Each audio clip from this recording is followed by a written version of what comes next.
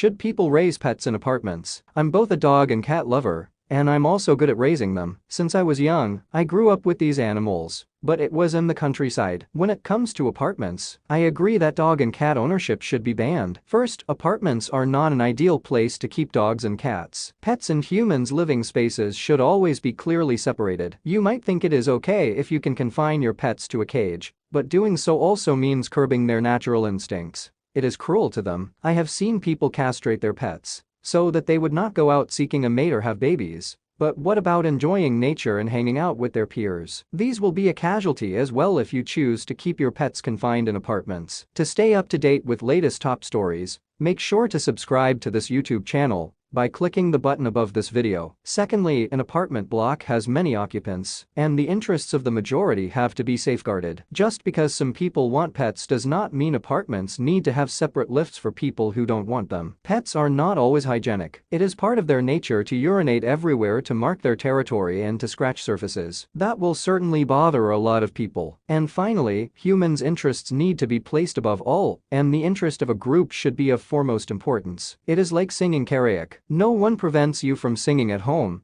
but please don't force others to hear you scream. Pet owners should look for apartments with proper conditions to raise pets, not those who don't welcome them. Everyone needs to abide by the law, and you can't just do whatever you want. The majority may want to ban dog and cat ownership, but that won't mean a thing if it's against the law. There are already regulations for raising cattle and poultry, and because dogs and cats are neither, people can raise them however they want. But pet owners must abide by common rules like registration, regular vaccination, muzzling in public spaces, and not polluting the environment. If they can satisfy all that, no one will bat an eyelid if they own pets. As someone who raises both dogs and cats in an apartment, I am proud to say I've not received any complaints from my neighbors about my love for animals. Neighbors' children often come over to play with my pets. Life is peaceful. Of course, I don't attribute everything to luck. I think of my pets as my own children. You need to be responsible for them. My dogs are always allowed to run with me for 30 minutes or an hour every day. I always bring stuff to pick my pets' poop should they decide to do it outside. My cats often remain at home and are quiet most of the time. I don't support a ban on pet ownership in apartments, but I do believe there need to be clear regulations. Instead of a ban,